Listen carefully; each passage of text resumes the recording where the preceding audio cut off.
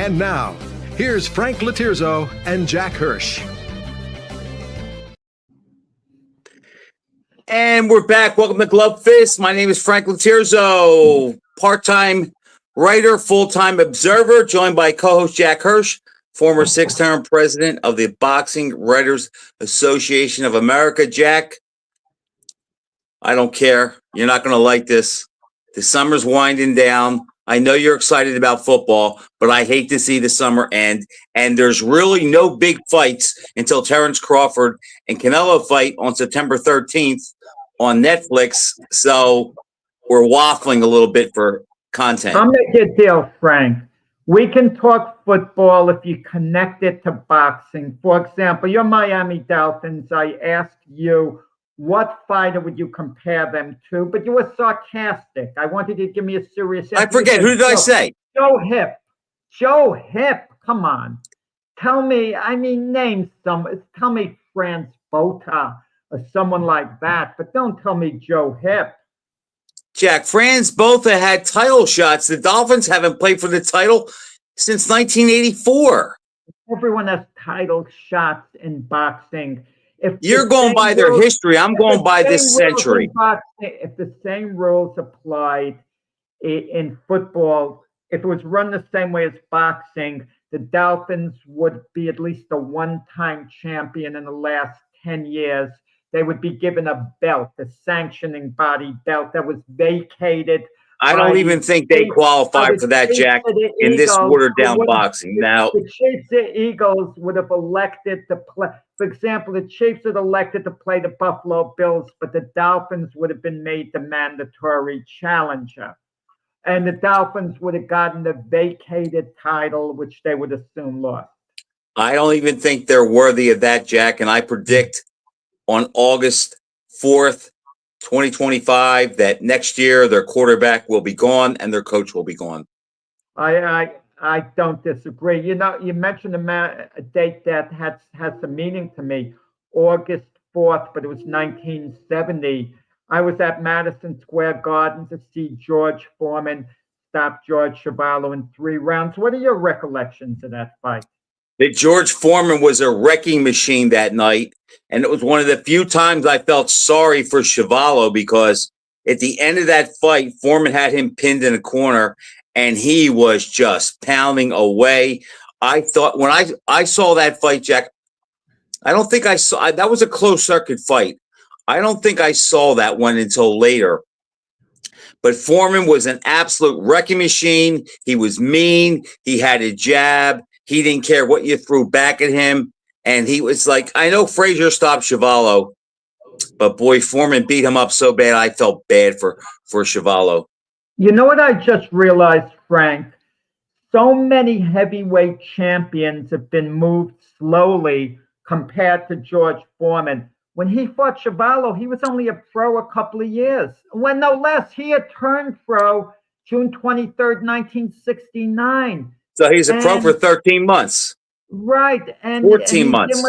He's in with a seasoned, tough guy like George Chuvalo. I remember calling up Nat Lubay, who was the editor of Ring Magazine at the time, okay? I shouldn't say it was the editor. Nat Fleischer was still alive, so he was the editor. But Nat Lubay was Fleischer's son-in-law, and he became the editor when Fleischer passed away a couple of years later.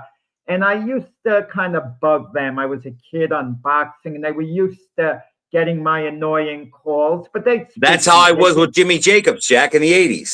Exactly. Late 70s, early 80s. But they would usually be nice. They would put up with us, Frank. I hope we're that way with young people today who call us. I mean, I know you could get a little cranky. You might just hang up on them, whatever. But that's another issue. But I remember, I'm just kidding, of course, I remember telling to Nat Lubay, who's he picking to win the fight? And he said something that made a lot of sense. He said, Chuvalo should take him apart, but I can't, because of Foreman's inexperience, but I can't see an investment like this losing. It makes no sense that they would put Foreman in a fight that he couldn't win. He wasn't saying it was fixed. And that's how it turned out. And that was, I think, the coming of George Foreman, the Chuvalo fight. All right, Jack, you say that, and I'm glad you said that because you set me up for something that I think many people missed. Now, before I go into it, just tell me this. Foreman fought, and I think you were at this fight. Didn't he fight Louis Perez in I 71? was 71, but that was after the Shaballo fight. Right. What was it? What month was that? Do you remember? October 29th, 1971. Foreman stopped Luis Perez at the end of the fourth round. The fourth round, right. Okay. Here's my point. Here's my point. After Shaballo, aside from Luis Perez, if you look at Foreman's record, you say, now look, he fought Wetner in his fourth fight. You say he was matched kind of tough, and I'll give you that. He fought Peralta twice in that interim. But after Shaballo, the only named guy he really fought was Luis Perez. And Jack, the reason for that was that, remember, Ali and Frazier fought in March of 71. And Frazier won. And Dick Sadler they wanted Foreman to get the title shot against Frazier, not Ali. And if you look at Foreman, how they managed him after he beat Shaballo and definitely after he beat Perez, Jack, he really didn't fight anybody that was good because they didn't want to take a chance because they knew he was in line to fight Frazier. And Dick Sadler had said, that's the man we want to fight, because if you remember at the Quarry Ali rematch in June of 72, they were trying to push Foreman and Ali a little bit. And Ali wanted to fight Foreman because he wanted to get rid of all the contenders. So Frazier had nowhere to go but to fight him. But if you notice, of all the contenders Ali fought, the one guy he didn't fight was Foreman, because Sadler says, we want to fight the man with the title, Muhammad, and George matches up better with him. I'm not saying you're wrong, Frank, and maybe your account of things is more accurate than mine, but that's not how I remember it. I mean, when Ali had the enforced layoff, Frazier was his focus the moment Frazier beat Jimmy Ellis. I mean, Frazier was his focus all along, but I remember Ali even predicted Buster Mathis was going to beat Frazier. Like when he picked everybody to beat him. Yeah, no, because he didn't look at Frazier as being any more of a threat than anyone else during that time. But when Frazier destroyed Ellis, I mean, he basically cleared the decks, the year before they fought. And that was completely Ali's focus. In the meantime, before that, when he was out of the ring, all he wanted to do was get a license. He didn't care who he'd fight. He would even fought Frazier his first fight back if that was the only thing available. Jack, you missed my point. My point is that Foreman's management, after the fight of the century, and especially since Frazier won, after that, Dick Sadler knew that George matched up better with Joe than he did Muhammad. On the other side, Ali's goal was, because in his mind, he believed Frazier didn't want to fight him again. And he said, I'm going to eliminate every contender there is. So Frazier has to fight me. The only guy he didn't fight, Jack, was George Foreman. And he tried to get that fight, but they wouldn't take Foreman's people wouldn't take the fight because it wasn't for the title. Dick Sadler was emphatic. Muhammad, we love you, but we want to fight the man that has the title. There wasn't a big demand for any Ali Foreman fight for anyone to get hyper about it. Jack, was there demand for Ali fighting Bob Foster or Floyd Patterson in 72? No, I agree. Foreman would have been a bigger fight. Ali and Frazier understood they were eventually going to have a rematch. Ali wasn't in a rush to have a rematch with Frazier. Okay, immediately. If it would have came, it would have came. It was inevitable that they were going to fight. And Frazier was out of the ring a while, and he had the two nonsensical title defenses, Terry Daniels and Ron Stander. And I was watching a clip of Ali recently from way back then, where they mention his opponents. Well, you're fighting this guy, that guy. And he says, look, everyone I'm fighting is better than Terry Daniels and Ron Stander. And he had a I good point. remember that, Jack. But my point is, Ali, remember, Foreman wasn't considered, other than the Olympic champion being undefeated, he wasn't considered the monster that he was after Jamaica. And Ali wanted to fight him. Yeah. He wanted to fight him so he could eliminate a Frazier opponent. But what happened was, if you remember, Ali was ranked number 1. Frazier was ranked number 2, and he had to fight one of them or he was going to be stripped of the title. So instead of splitting the purse with Ali, he fought Foreman for 1/3 the money and lost.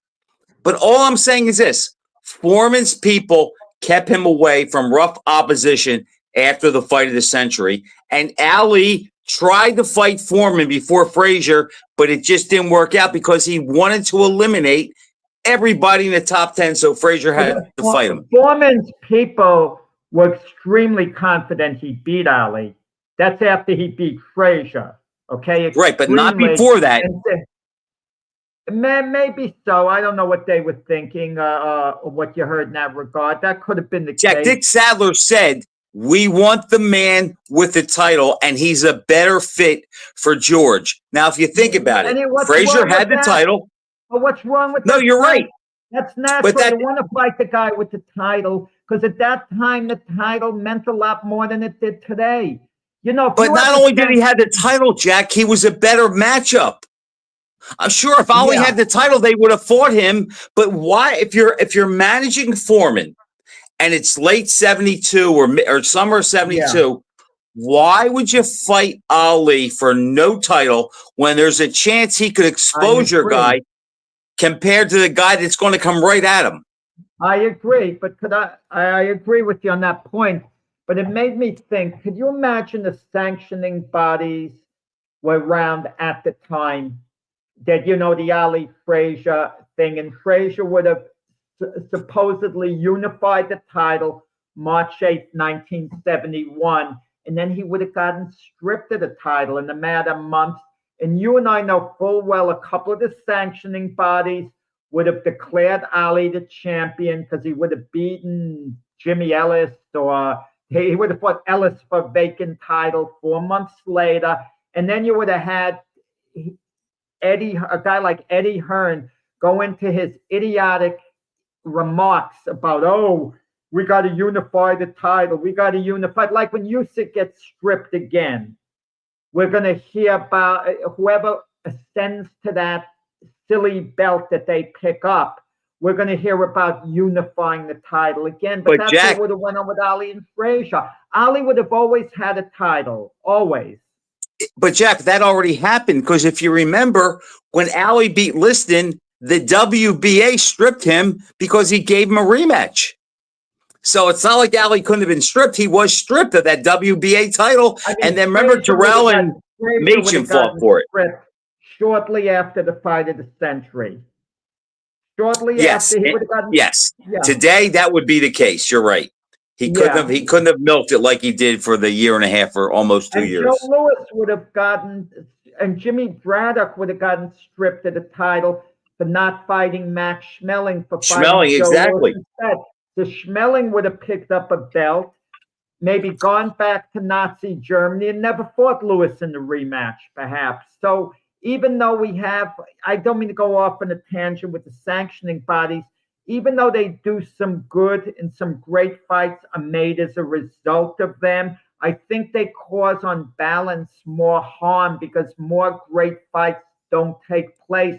It allows champions to avoid their most worthy contenders, like Canelo saying, oh, I got to fight William Skull. It's a mandatory title defense. I don't want to get stripped. But Jack, you just reminded me of something else. Thank you. Everyone talks, and I'm one of them. You're not quite as bad, but everybody talks about the good old days. But remember, the fight, remember when Schmeling beat Louis, I'm sorry. Yes, when Schmeling beat Louis, Louis got the title, and No, I'm sorry. When Braddock beat Bear, Schmeling had just beat Lewis, and Schmeling was the number one guy. But because they made a deal and they paid off Braddock to fight Lewis so he could get the title shot, it's the same thing. So my point is, boxing is always a business, has always been a business. Because remember, Schmeling deserved the shot at Braddock more than Lewis did. But Jacobs made the deal where if you fight us, we'll give you 10% or 20%, whatever the deal was. And so Schmeling said, or Braddock said, well, you know what the hell with that? I'm going to fight Lewis because I'm going to be the underdog against both. So I'm going to fight the guy that I'm going to get more money with. And maybe I get a piece of him down the road. And who knew back then that Lewis would hold the title for 12 years? You know, I kind of wonder whether Braddock would have beaten Schmeling. He may have beaten them. I mean, Braddock would have been in with a solid chance. I'm not saying he would have beaten Schmeling. Schmeling was clearly the better fighter, Jack. Yeah, but Braddock was. But style-wise, he was on such a good run. And if you look at a common opponent, Max Baer destroyed Schmeling in 10 rounds. You're right.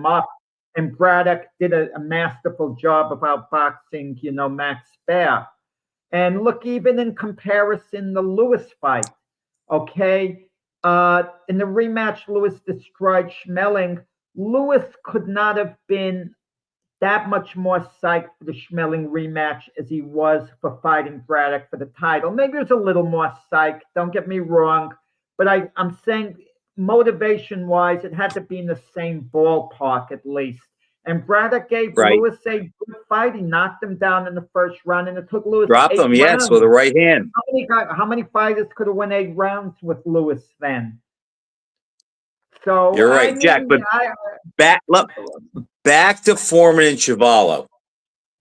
Now, you at that time I was 12, and you were probably what, 35? Anyhow. I was a teenager still. Jack, at that time, after that fight, knowing that Chuvalo had gone 15 with Ali 4 years earlier, and Frazier got him in 4, what did you think of Foreman at that time? Did you think this guy's a future champ, or as soon as he fights Ali or Frazier, he's going to get squashed? I thought he had future greatness in him. I thought we could be looking at the next Joe Louis type, maybe not being champion as many years, but I thought there was pure greatness ahead of him. I mean, you know, in big capital letters. I mean, the way he took Chuvalo apart, he really beat him up around the ring. But I tried to do a little comparison. Who did a better job on Chuvalo? Joe Frazier, George Foreman, because when they stopped the Foreman-Chuvalo fight, Chuvalo isn't good enough shape to complain. Like, what are you doing? I'm blocking these shots. Referee Arthur McCanty was justified stopping it, and Chuvalo's corner was even asking for it to be stopped. But years later, Chuvalo said, but I was blocking the punches. Yeah, the last few punches he was blocking before they stopped it, but he was getting hammered before those few punches. And Joe Frazier, he damaged Chuvalo terribly.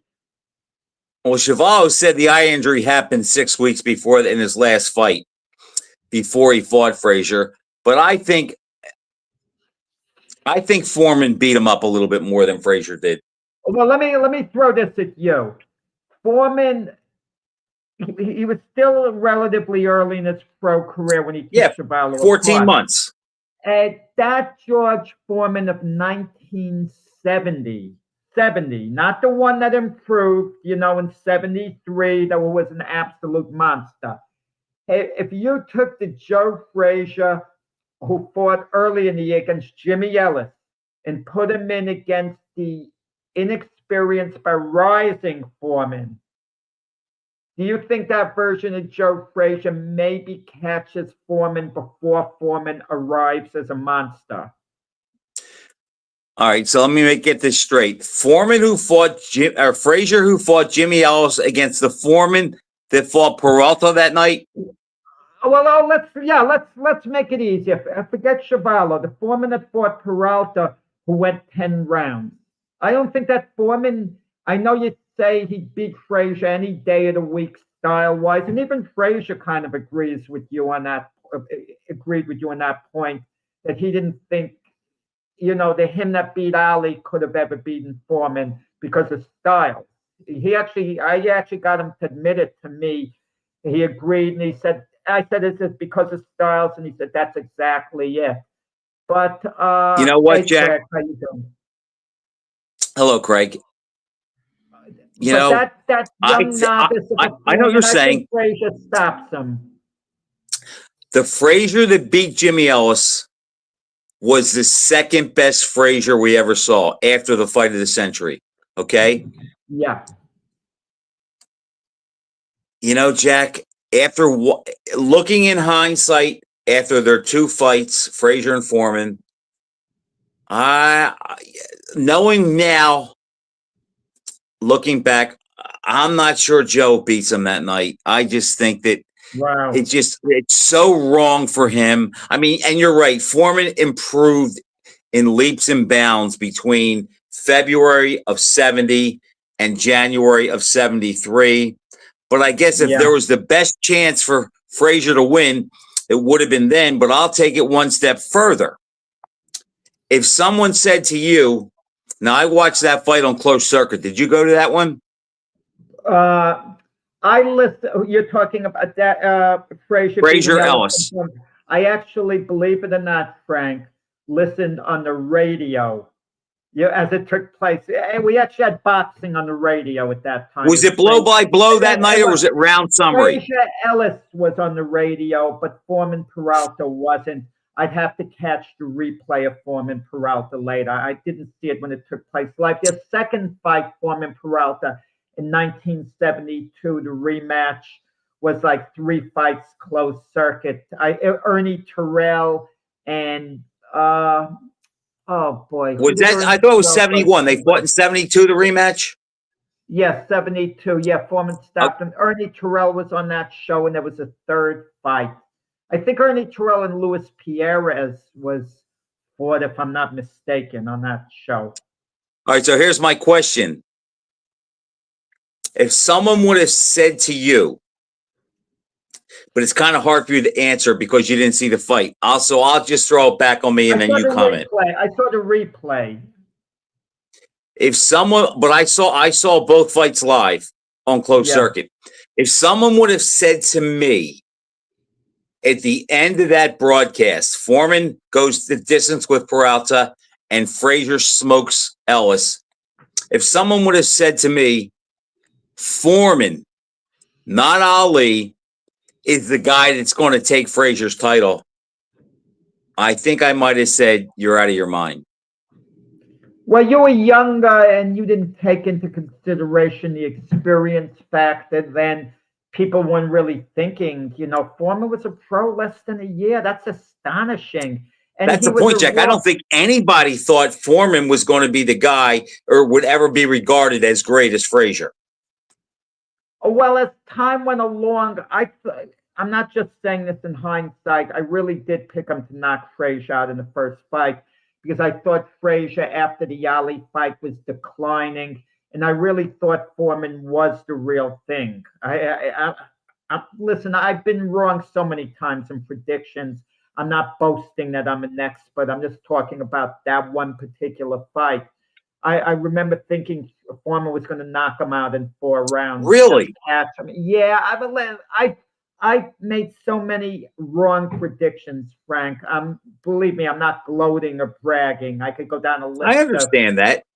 My bad predictions, but it's just happening to come up in conversation. And I thought Foreman was tailor-made for Frazier, Joe. I thought he would be big and slow, couldn't get out of the way of Frazier's shots. I never thought he could do that much damage to Frazier before Frazier could get inside. I don't want to miss this, and you could tell us a really nice story involving yourself, but I want to give some recognition. We've mentioned Muhammad Ali so many times on this show, that his brother sometimes, Rahman Ali, slipped under the radar. Okay, Really, really nice man. If you want to, Rahman Ali, or it's spelled Rahman Ali, you could put his name and my name and Google it. And I did a question and answer interview with him a few years ago, if anyone wants to take a look at it. But you did better than that. I just had a phone conversation. You actually sat at the same table and hung out, with Muhammad Ali, Rahman Ali, Jimmy Brown. I mean, that's awesome stuff, Frank. Jack, I met Rahman Ali 2 times. The first time I met him was, I think it was July 22nd. It was the night after the Carl Williams Mike Tyson fight. Sugar Ray died in April of '89. Donald Trump threw a dinner in honor of Robinson. It was called the Sugar Ray Robinson Tribute. It was at Trump. I think it was at the Taj Mahal. I didn't know that. July 29th, 1989. So I met Rahman Ali there, and the picture I posted, that was that night. Fast forward 2 years. If you remember that they had the Ali Frazier Fight of the Century 20-year anniversary celebration that Ali's kids and Frazier's kids put together. It was at the hotel atop the Bourse or the Bellevue in Philly. So long story short, I'm getting my credential.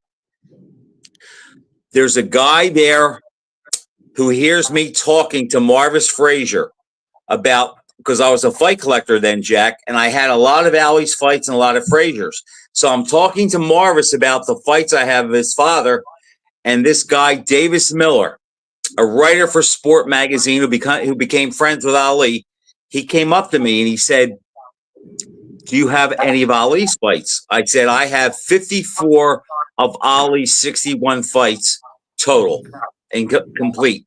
He goes, "Wow." He goes, "Would you like to meet the champ?" I said, "Well, I've met the champ before, but I'll never turn down a chance to do it again."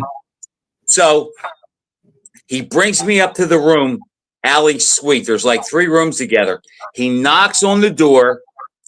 Ali answered the door wearing a white dress shirt, black tuxedo pants, black shoes, and Davis Miller says, "Champ, this guy," and he points to me, "knows more about you than you." Ali gives me a high five. We go into the living room of the suite.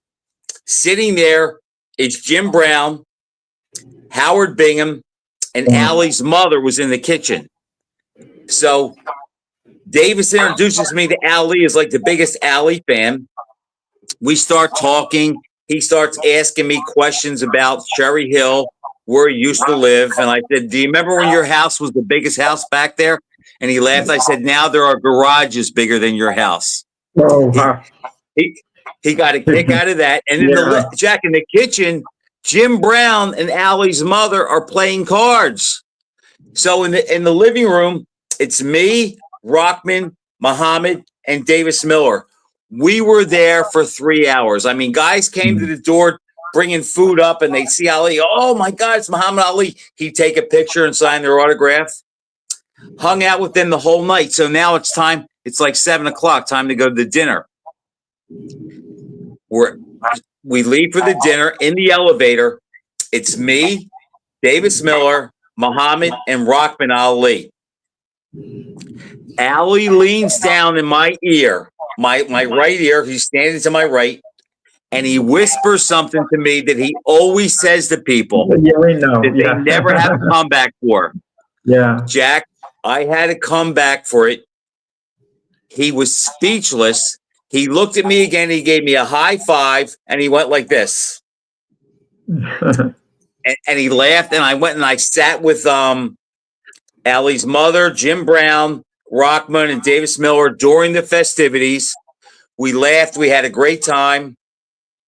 Then when at the end of the night comes, we go back up to the suite. Ali's there. They gave him some kind of a belt that night. He gave it to his daughter, Miriam. And we sat back down and we started talking again. And it was really, really a fun time. That's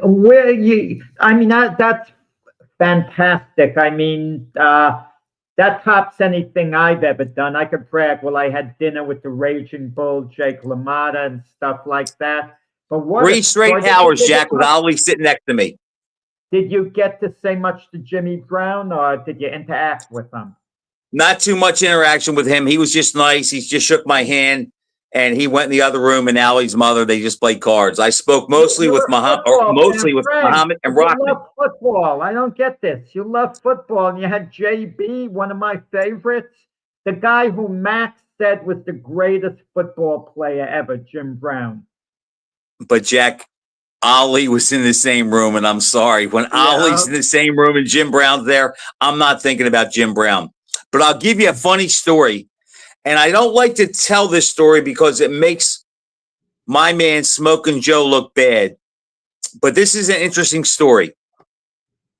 Do you remember back then there was the Wilfred Shee book that had Ali's face on the cover, but it was all filled with sweat? The cover was his face. Picture you mean. I think I know the picture. Okay. You mean. And that book was about 100 pages, and it was all pictures of Ali's fights and his personal life. So Davis Miller knew Ali really well, and he had a hardcover of that book. He said one day he's at Ali's house. He says, and Ali pulls out a pen, and he starts flipping through the pages.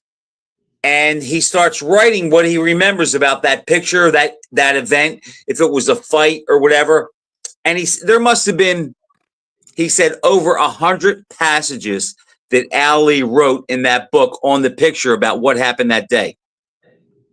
So now at the Ali Frazier dinner, there's an intermission, and Ali's standing on one side, Joe's next to him on the other side, and you could bring up memorabilia for them to sign.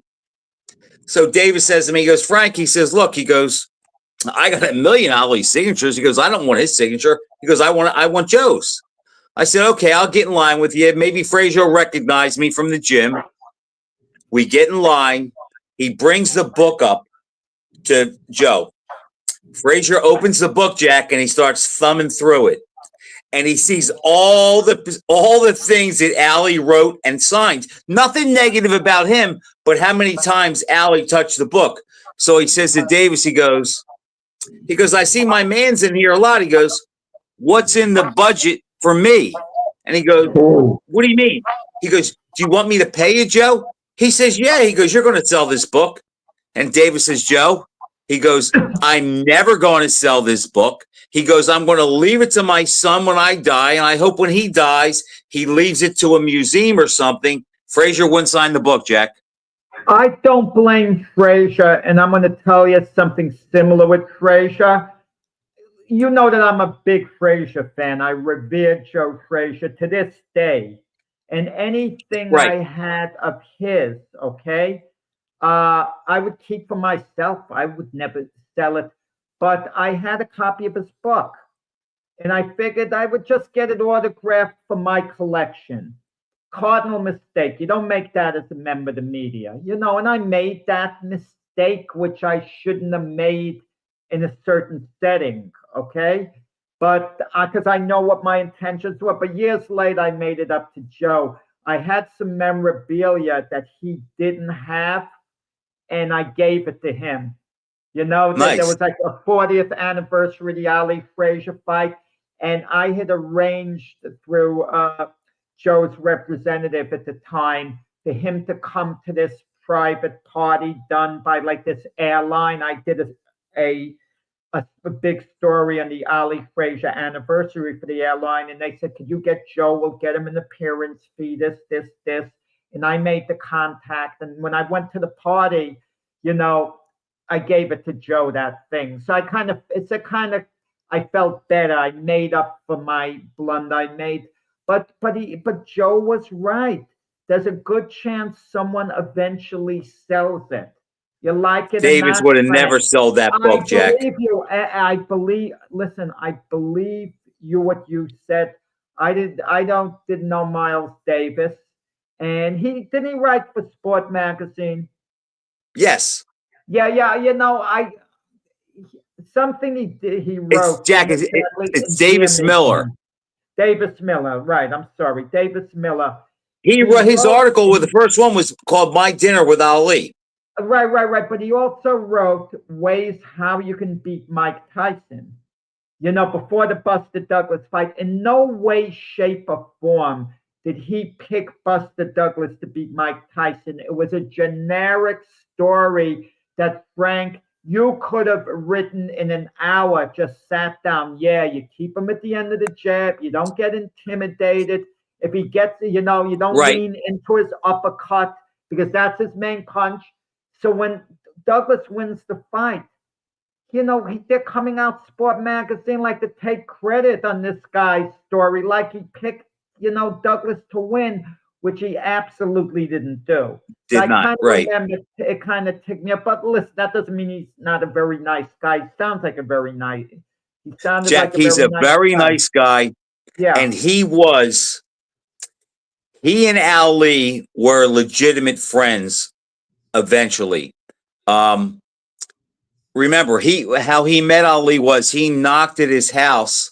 Ali was in Louisville at his mother's house, and Davis just knocked at the door, and they invited him in, and he had dinner with them, and he cultivated a relationship with Ali that lasted from then until he died. Tell me, okay, so how many interactions did you have with Ali's brother? My only interaction was interviewing him, question and answer on the phone. That was the only interaction I ever had with Ali's brother, and that was 4 years ago, and he wasn't in the best of shape then. Okay, he was fine back in 1991.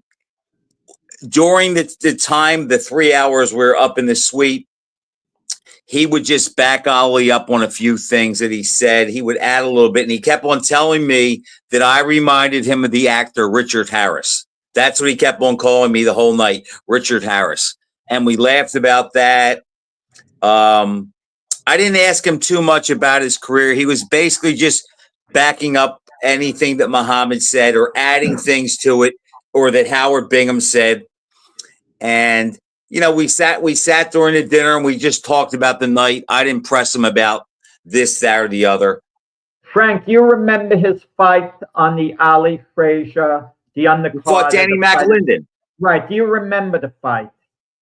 Vaguely. I actually remember the fight, and I remember scoring it 3 rounds apiece. But if I had to give it to anyone, I would have given it to McAlinden, who had. I thought McAlinden edged it that night, Jack, but I was 12, 13. And he did get the decision. It was Rockman's first loss. Rockman, at the time, I read, that he was put out by his brother not being there because he was so used to his brother being there. Even the night Ali beat Sonny Liston for the title, Rockman was on the undercard and Ali was in the crowd watching the fight. But I guess the first Frazier fight was so tension-filled, he wasn't out there. It would have created too much of a ruckus, and probably Muhammad was so attuned into his own fight, he couldn't worry about his brother's fight. Now, you know the story about, I don't know if it's true. I've heard it and I read it, that Ali told Jack O'Halloran that if he beat Rockman, when he got the title back, he'd give him a title shot because he didn't want Rockman to continue because he was afraid because of him being Ali's brother that people would go after him trying to beat Ali up. And he said he knew Rockman wasn't quite, he wasn't an elite fighter. Rockman, I guess you could call him a good club fighter. 14-3-1, right. Yeah, good club fighter. And he fought on the undercard of Ali Corey 1. Yeah, he could fight it. It wasn't like he wasn't. He was not a contender by a long shot, but yeah, not too bad. I'd compare him to maybe he was something like Dwayne Bobbick's brother, Rodney Bobbick, and that kind That's a fair comparison. Something like that. Yeah, he couldn't. But in this day and age, if he were fighting today, he could piggyback off the Ali name and get a title shot.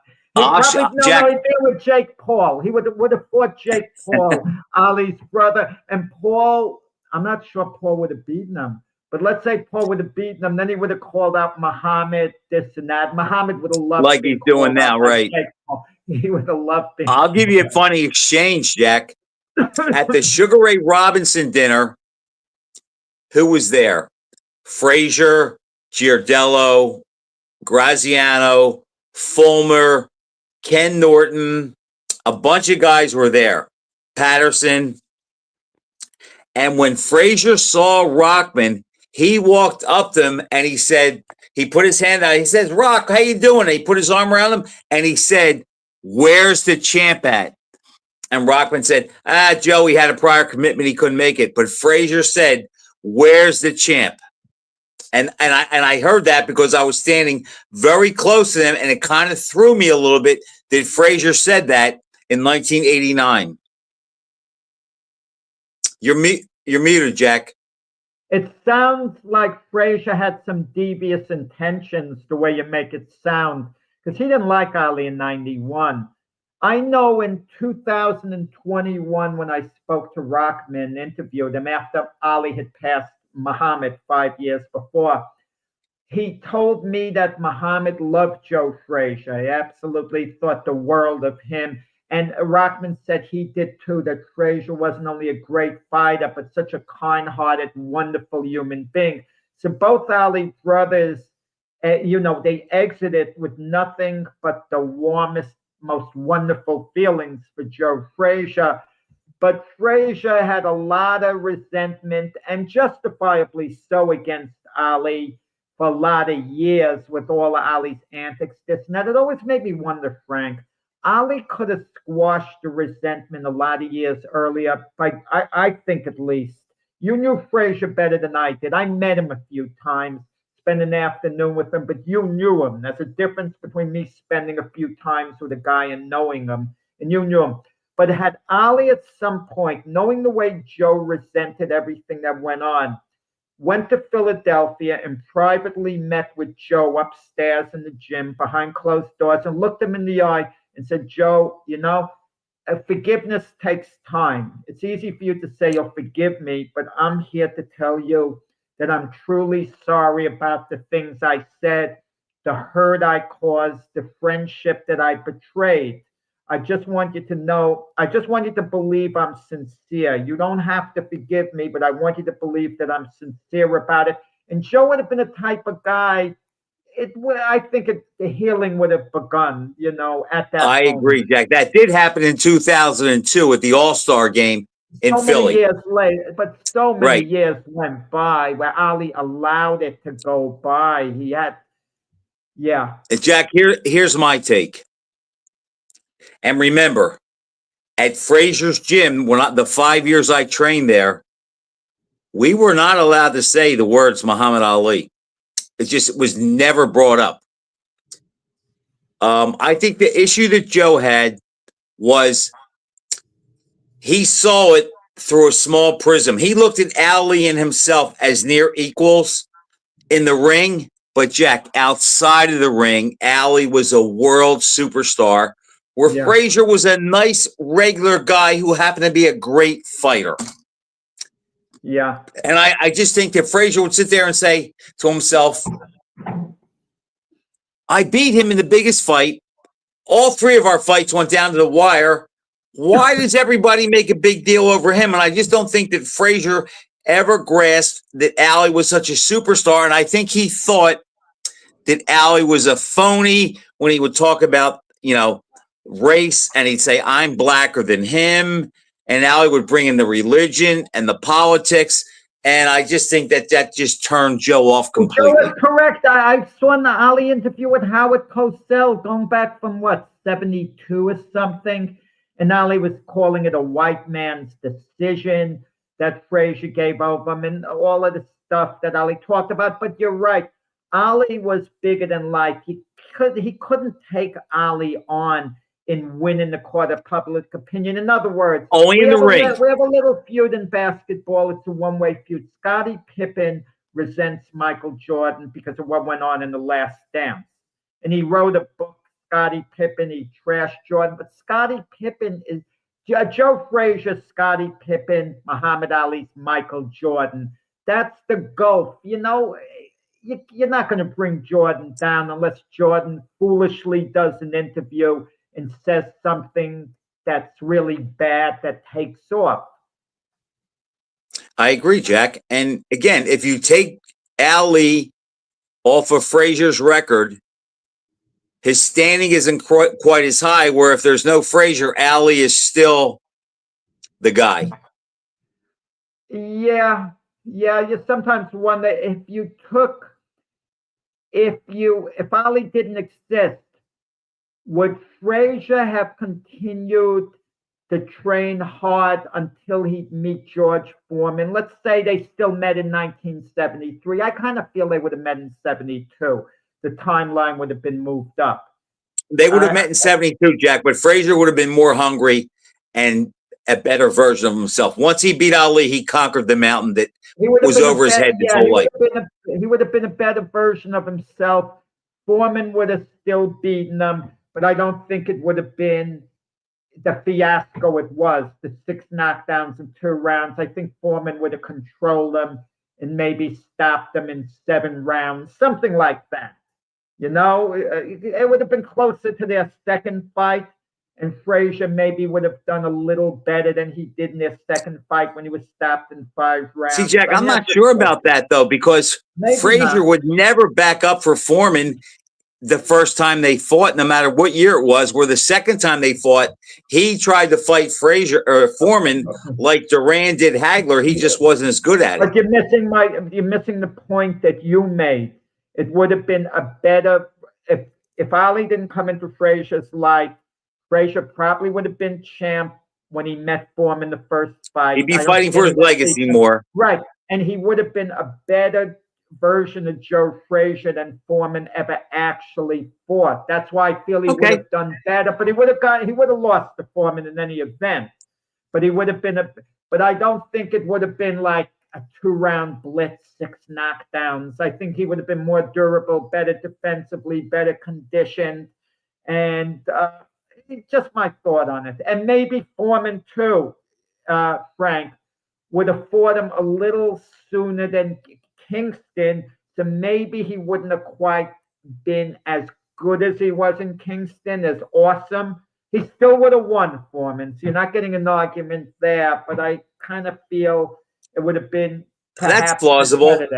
Perhaps competitive. Jack, we could talk about those guys all night. Let's change it up a little bit. I know you're not crazy about this topic, but it's going to start getting some attention, and that is that the president, Ike Ibeabuchi, is coming back to fight Danny Williams August 23rd. Ike Ibeabuchi was taken out of boxing for some personal reasons. He left it 20-0, 15 knockouts. As you're talking, I'm going to look up and try to see how old he is because I forget. He may be almost 50. What do you think about that? Well, before he's 52. What did you think about Ibeabuchi before he went away? Intriguing. I wasn't as high on him as other people were. He kind of reminded me of Tony Ayala. Okay, I think Tony Ayala, and then I'll get to Ike, would have stopped Davey more, maybe sooner than Roberto Duran did. But I don't think I agree with that. Tony Ayala at his best at junior middleweight would have beat, let's say, Mike McCallum. So I don't think Tony Ayala would have been the absolute superstar. He would have been a big name. He would have won a couple of world titles. Ike stopped Chris Bird in 5 rounds. Impressive. You know, he caught Chris Bird. Good for him. He went the distance with 2 and won a close decision.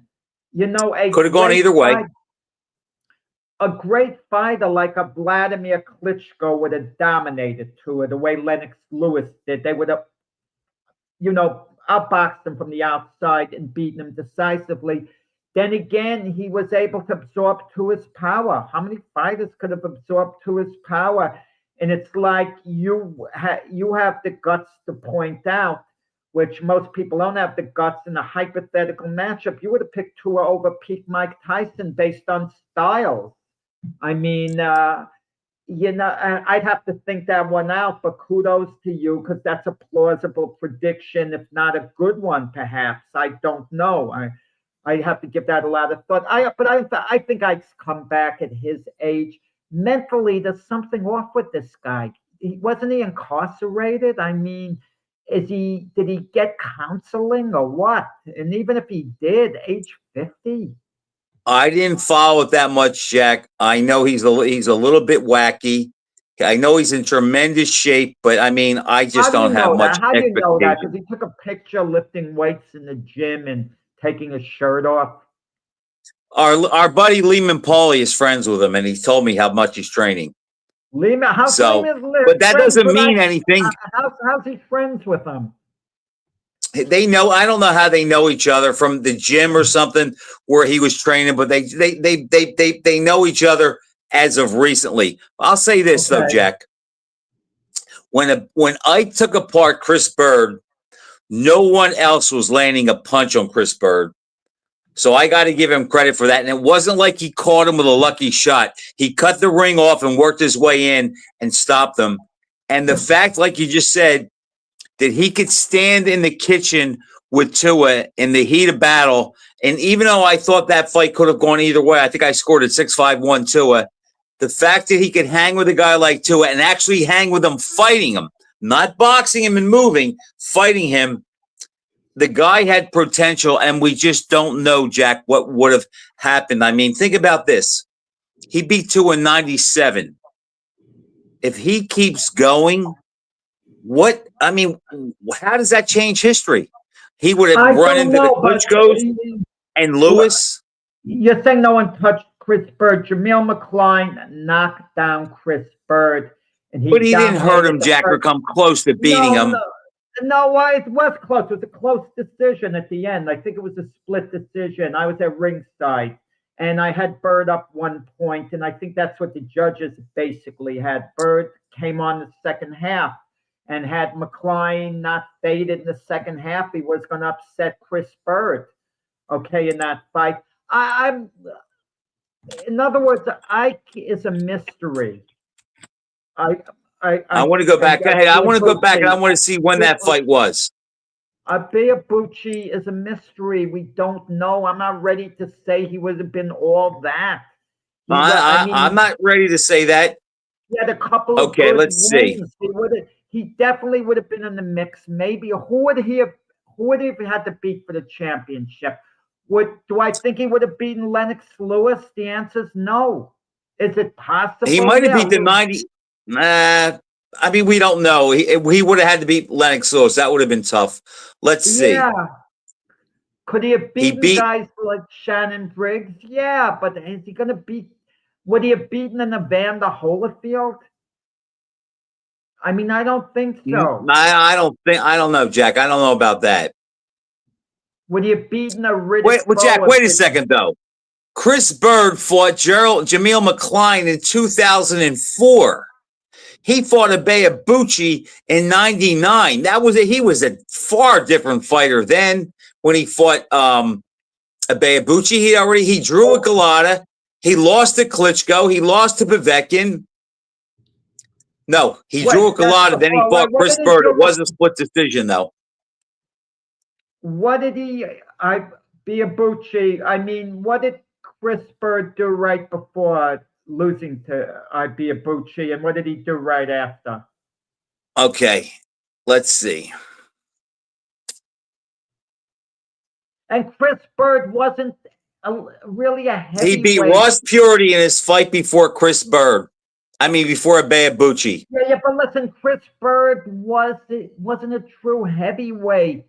He was a small guy who put on weight. He was a manufactured heavyweight. I mean, don't tell me you think of Chris Bird as being like a real heavyweight.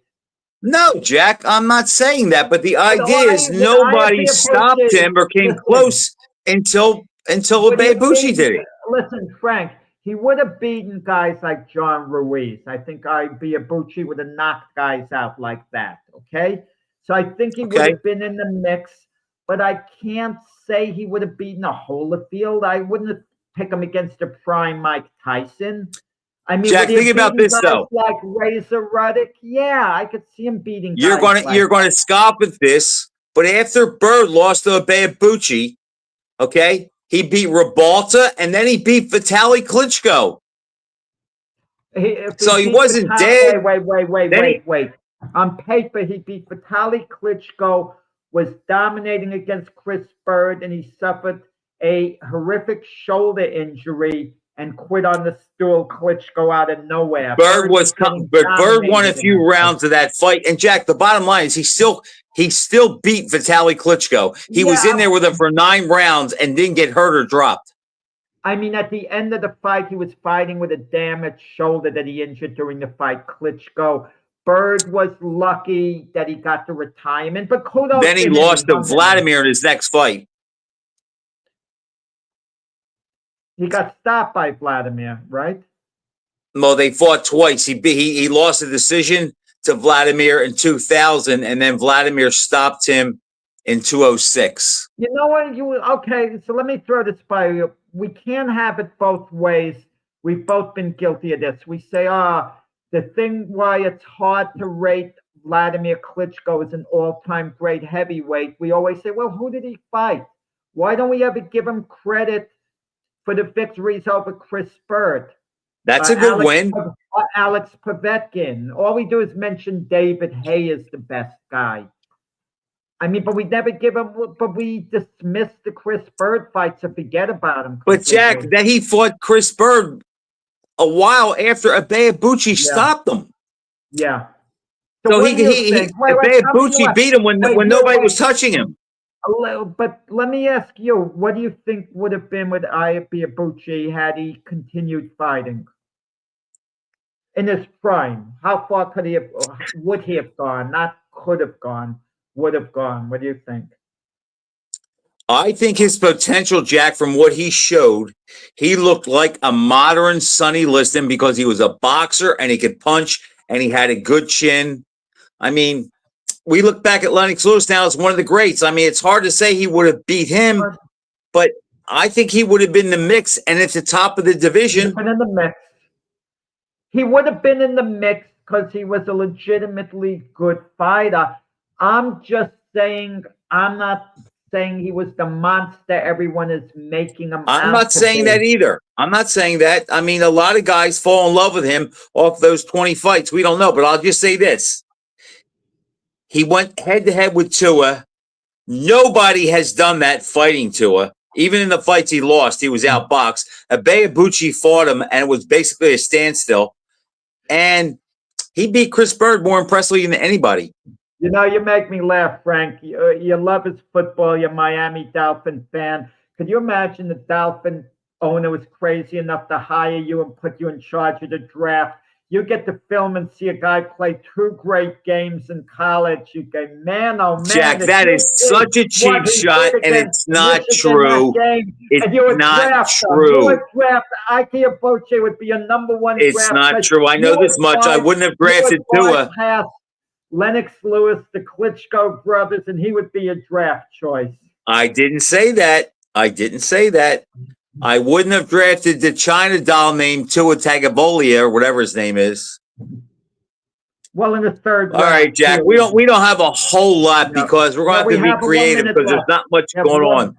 We got 1 minute left, but I'm not going to be able to do the show next week. I'm going to be on vacation. I don't know whether you have a guest host filling in for me because we're down to about 45 seconds now. I will work on that between now and then. And Jack, there's really not that much going on. There's not. Yeah. Have you talked to Mr. Lopez since our interview? No, I haven't. No. Okay, so that basically is it for this show. I think our time allotment is off, but it was a lot of fun, Frank, like normal. And we'll go at it again in a couple of weeks, but you'll be in with someone else taking my slot next week. All right, Jack. Thanks for watching, everybody, and we'll see you next week.